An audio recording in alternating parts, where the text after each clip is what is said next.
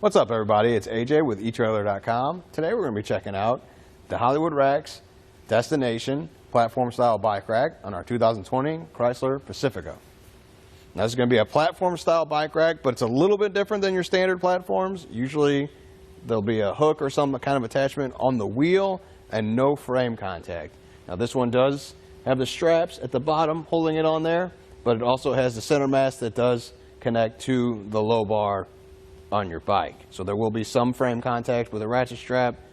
It's nice and coated though, so it shouldn't damage it at all, but that's just out there for if you have the, more expensive carbon fiber bikes that you don't want anything to touch the frame on that. You want it to stay nice and neat. So that might be, if that's what kind of bike you have, you might want to go with another bike rack that makes the tire connections, but this one will still work for other bikes. We've got an aluminum one on here right now. It's on there pretty snug. There's a little movement back and forth. That's going to happen with any bike rack as you're going down the road. Another thing to look out for specifically on your Pacifica is the handlebars. You see how close they are to the back window. So that's something to be kind of careful of. Now, the handlebars on this bike are a little bit wider than normal, so maybe you won't have that issue with your bike, but that's just something to keep in mind because that hitch is far under there and low to the ground, so it's going to cause a little bit of issues with some bike racks. We've tested a few of them on there today, but this one is the only thing, the issue we had was the handlebars being close. You can probably move your bike over one.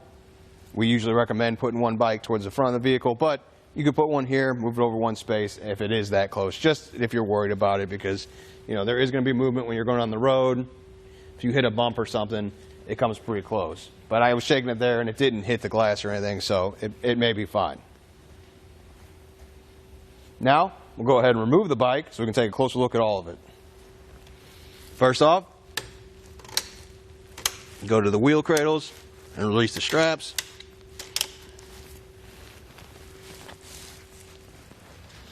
Always make sure you do that first.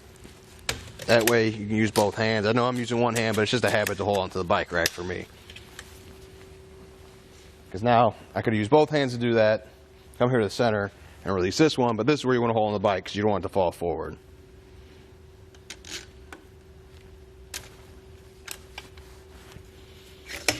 Now with that out of the way, I'm just going to lift it up and off the bike rack and set it aside.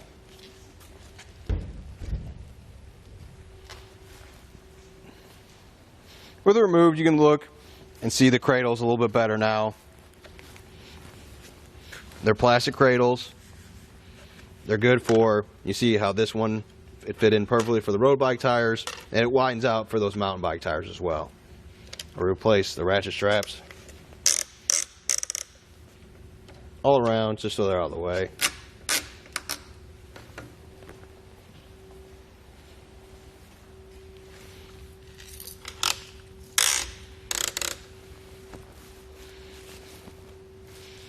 Now let's go ahead and get some measurements to help you out and see how much space it takes up. Anything you add to your hitch is going to add space to the back of your vehicle, so let's measure that out and see what you got. From the back of the bumper to the Outmost one, looks about 37.5 inches. So just keep that in mind if you've never had anything behind your vehicle before. It is kind of lower, so you might not be able to see it in the rearview mirror, but it should be in your backup camera.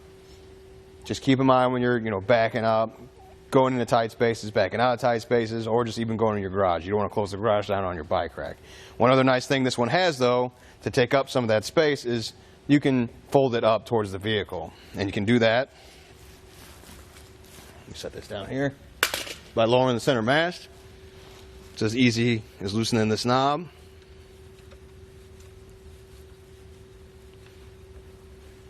Kind of slide this up. And then fold it down that way. And we'll come over to the side. And there's another hand knob here. After we pull the pin on the opposite side, you'll see the bolt. You can unscrew this with your hand. Another cool thing about this is it adds a lot of stability to this part of the bike rack. A lot of times you got the anti-rattle hitch pin like this one does in the hitch, which is great. It keeps that shake and play out of there. But with this here, it just helps that strength up here so it doesn't shake around a whole bunch either. So it has dual purposes. With that removed, we can tilt the bike rack up and replace the hand knob. You see how the whole line's over here now.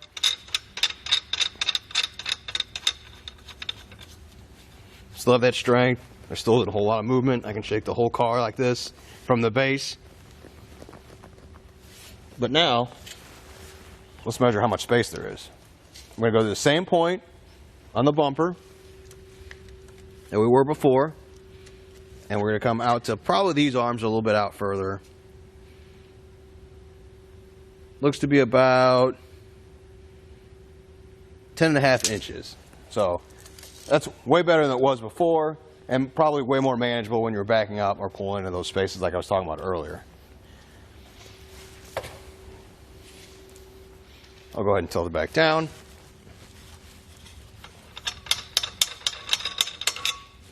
You know, if